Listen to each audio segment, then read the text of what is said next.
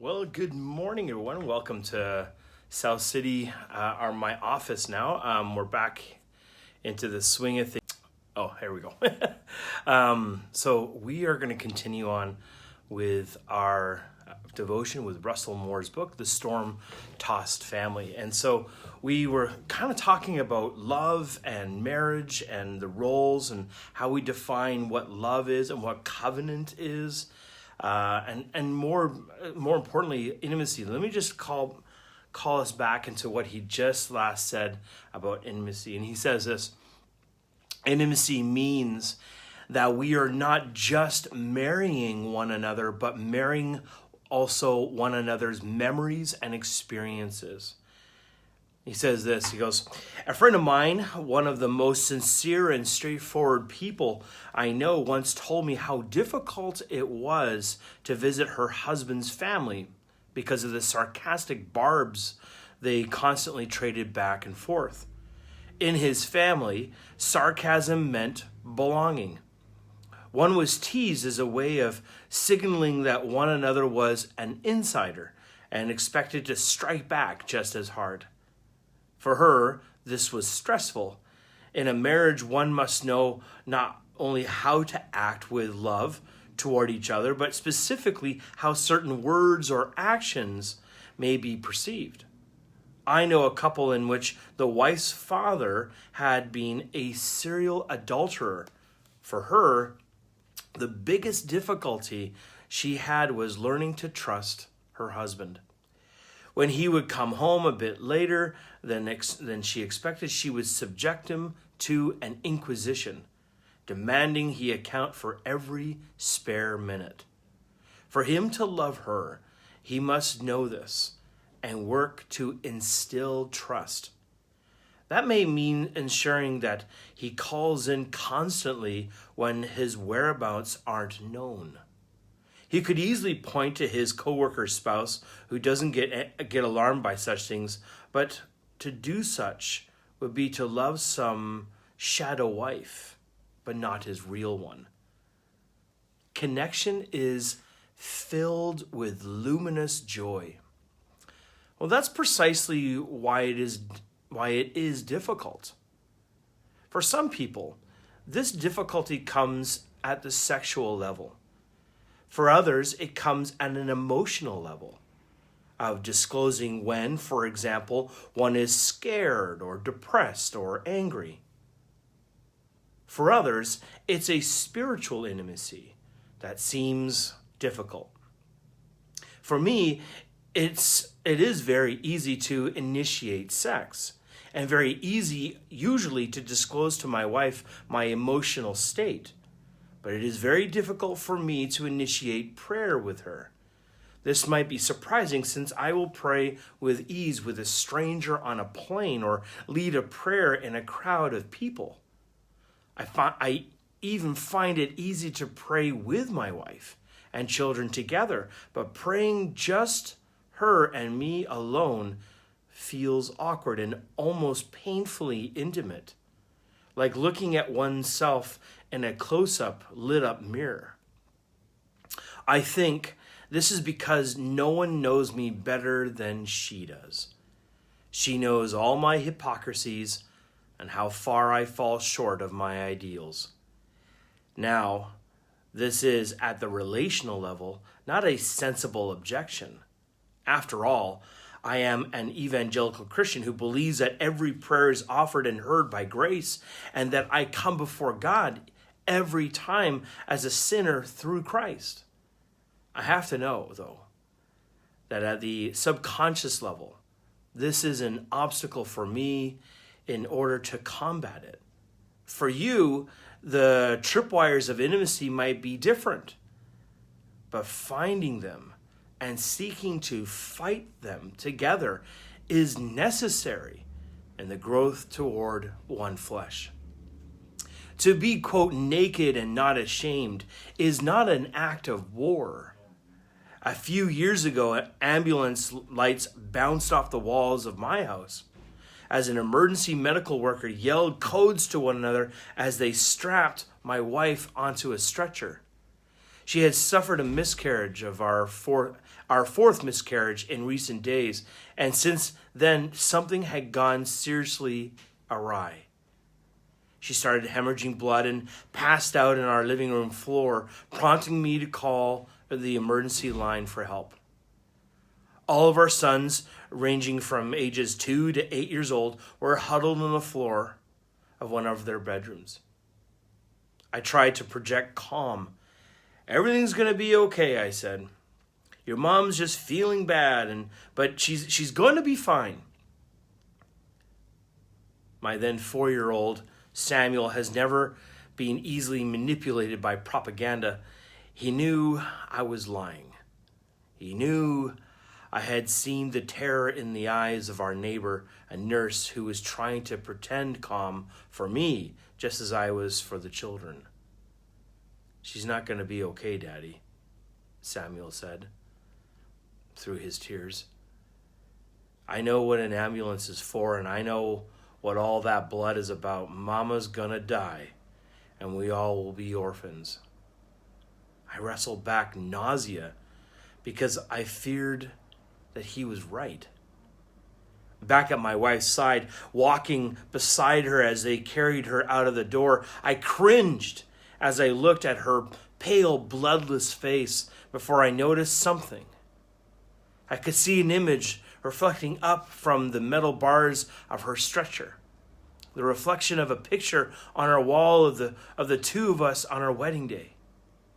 I couldn't help but look back into those faces and realize that those two happy faces framed in that photograph were worried only about the possibility of a ruined honeymoon. The joy of that day back in the past made the terror of this day in the present all the worse. I loved her more now than I had back then. I knew what I would be losing. After a rough night in the hospital, where it looked at several points as though she would die from a loss of blood, Maria's vital signs all stabilized. After a couple of transfusions, she was back. My children were not orphans after all. And when I went home to get her a fresh change of clothes, I stopped and looked at the wedding photo. I paused to wonder what I would say if I could send a message back through time to my skinny 22-year-old self. What would I say to him about love and marriage? I realized I would tell him to thank God for his ruined honeymoon. I would tell him that he doesn't know a thing yet about love or marriage. I would tell him that nobody's wedding goes perfectly and that every honeymoon has some hitches. And I'd tell him that's a good thing because life isn't lived in the abstract ideals of one's own script, but it's lived instead in the sort of unity that comes through trials and struggles and a cross-bearing together. I would tell him the little turbulences he was facing then would pale in comparison to the trials that they would face later on. I would tell him to stop being so ridiculously uptight and entitled and thank God for showing such goodness to him with a wife like this, with a life like this. My 20-something self was a fiery, stubborn little fellow, so he would probably argue with me.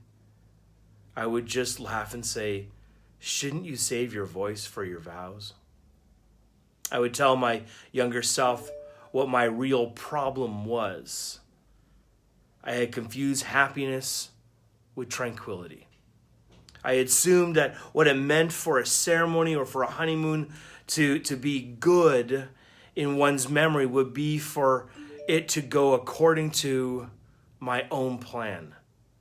I was deeply and profoundly stupid.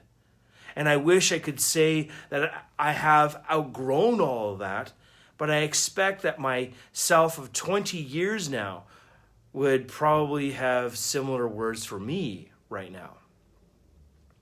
Often at weddings, we hear that our Lord Jesus blessed marriage with his attendants at a wedding in the village of Cana, where he turned water into wine. And this is true.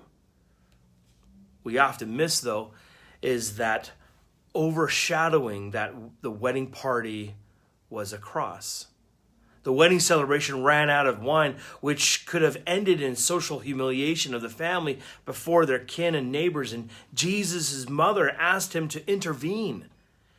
What astounds me is not that he could make this happen, what John calls the first of his signs, but rather that he did so with crucifixion on his mind. And Jesus' gentle rebuke of his mother, he said, "My hour has not yet come." John 2:4. All the Gospels are oriented around this, quote, hour. He has set his face toward Jerusalem where he would die. There at the wedding, John recounts Jesus manifested his glory in the provision of wine.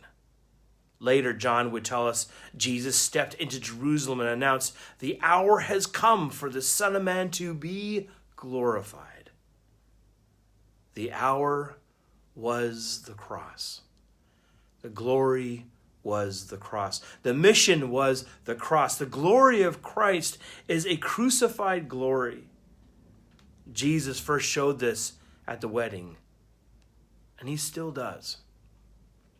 There's a lot of marriage advice out there, especially for Christians. Some of it's deeply therapeutic, drawing from scientific insights on how to communicate better and with each other. Some of it's almost clinically gynecological on how to deepen intimacy through sexual techniques and positions and so on. Much of this counsel is wise, while some of it's hollow and carnal. But regardless, the primary trouble going on in most Christian marriage is not that we don't grasp how to live together, although that's certainly part of it.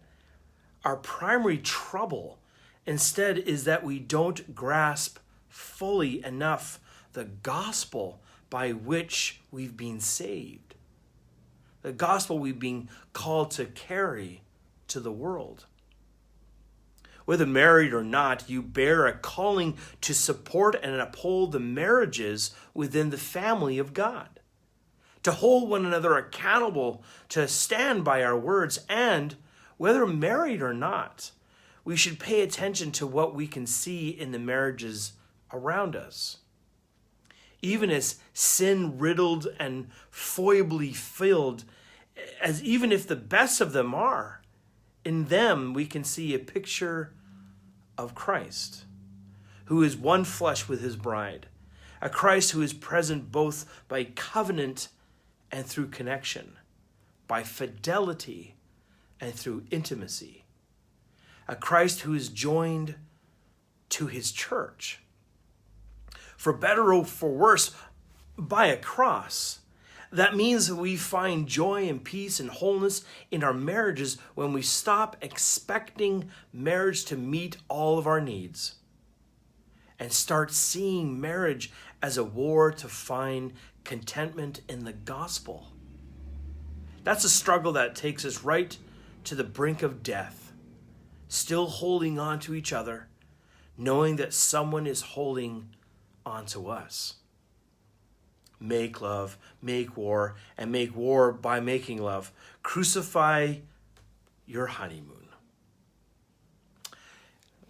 I love one of the things that I love to do, and not just at the marriage ceremony, but we've done this with when we do membership. But there's a moment where, like, the people that are up on the stage, they're getting married, they've done their vows. There's a moment. What I like to do is I challenge and charge the congregation, the people sitting that have come to witness, and I challenge them and charge them to do their part. To stand beside them, to hold them up when they will fail. They will have hardships. And sometimes people are like, yeah, I'll do that. And especially non-Christians, they don't understand the intensity or the meaning of that's what the gospel message is. That's what the church is. We're all called to be with one another. We are called into interdependence. Like, I need you just as much as I hope that you need me in your life. And together we keep our eyes, what? Fixed on Jesus, the author and the finisher of our faith. That's Hebrews 12. Folks, I want to encourage you, those that are married, to really do the deep dive into what the gospel is, what the cross does as it shapens and forms your marriage. You're not going to get everything out of it with your own strength. There is a space and a place of death. Bonhoeffer said this once in his book, Cost of Discipleship. He says, when Christ bids a man, he says, come and die.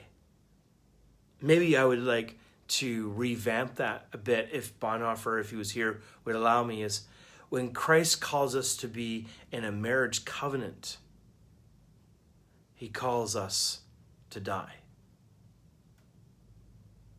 Food for thought. Food for thought. God bless you all. And I'm off. Yeah, I'm off tomorrow. So what I've been doing is I've been doing devotions Monday to Thursday, because I usually take Friday and Saturday off. But again, we're going to continue to do our Facebook live stream of our entire service here at South City. We've got the copyright rights to do all the music, so we'll get some really great worship and some preaching along. I'm going to be continuing on with Philippians. You know, that chapter, and I think it's in chapter 3 I'm going to be preaching on, talking about citizenship in heaven. So join us for that. So if you're in North America, I think that's Saturday 1-2 p.m. So might have to do the math. I think there's a website for that. So, but God bless you. Have a great day. We love you. We're praying for you. We'll see you this Sunday. Bye.